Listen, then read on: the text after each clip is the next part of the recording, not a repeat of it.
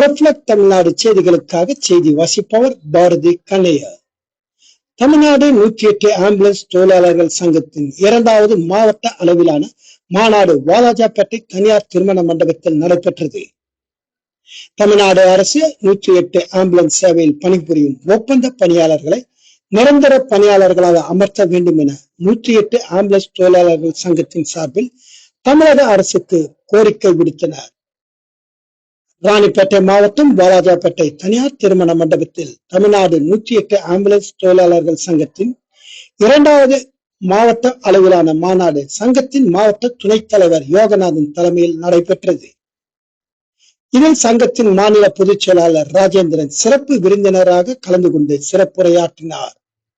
அப்போது கூட்டத்தில் மத்திய மாநில அரசுகள் பொது சுகாதாரத்திற்கு குறைந்த நிதியினை தங்களது பட்ஜெட்டில் ஒதுக்கி செய்து வேலை பார்க்கும் தொழிலாளர்களுக்கு குறைந்த கூலியினை வழங்கி வருவதாகவும் பொது சுகாதாரத்துறை மத்திய மாநில அரசுகள் கை கழுவி வருகிறது. மேலும் தனியார் மருத்துவ ஆயுள் காப்பீட்டிற்கு பெரும் தொகையை ஒதுக்கீடு செய்து அதை தரமான மருத்துவத்தை தனியார் மருத்துவமனையில் பெற்றுக்கொள்ள பொதுமக்களை நெருக்கடி ஆளாக்குவதை கைவிட்டு அரசு மருத்துவமனைகளிலும் உரிய வகையில் தரமான பராமரிக்க வேண்டும் என பேசினார். அதே போன்று 108 ஆம்புலன்ஸ் பணியில் ஈடுபட்டு வரும் அனைத்து ஆம்புலன்ஸ் ஓட்டுநர்களை ஒப்பந்த அடிப்படையில் நிறுத்திவிட்டு நிரந்தர பணியாளர்களாக வழங்க வேண்டும் என ஓட்டுநர்கள் அனைவரும் மாத ஊதியத்தை சரியான முறையில் வழங்கப்பட வேண்டும் என தெரிவித்தனர். ராணிப்பேட்டை மாவட்டத்திலிருந்து எமது செய்தியாளர் RJ சுரேஷ்.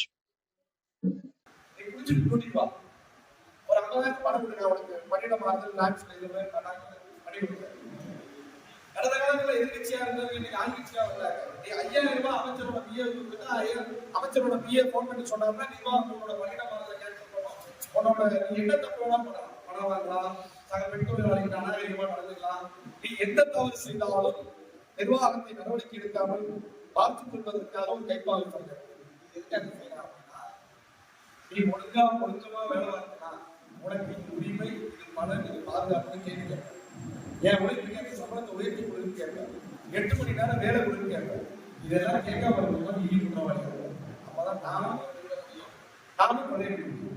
அப்படிங்கிற விதத்தில் இந்த நிர்வாகம் ஐபாவை தொழிற்சங்கங்களை உருவாக்கி நமது தொழிற்சங்கத்தை இல்லாமல் செய்வது ஒன்றே இலக்கு செல்வது.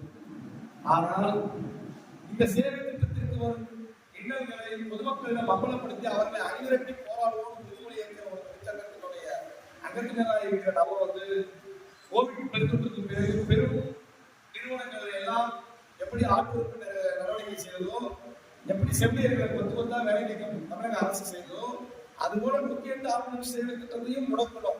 பெயரளவு இந்த சேவை நடந்து கொண்டுதான் செல்லுங்கள். ஆனால் நாம் நிறுவன கூட்டங்களை போராட்டங்களை நடத்தி 800 ஆம்புலன்ஸ் தமிழ்நாட்டிற்கு போதும் என்பதை தமிழக அரசின் முடிவை மாற்றி இன்று 1353 ஆம்புலன்ஸ்களை இயக்க நடவடிக்கை எடுத்திருக்கிறோம். அது மட்டும் இல்லாம இன்னும் கூடுதலா ஆம்புலன்ஸ் வேணும்னு போராடி. அப்ப இந்த விவாதத்தில் இந்த துறை சார்ந்த அரசு அதிகாரிகளை பொறுத்தவரை நாம் எதிரிகளாக பார்க்க முடியும்.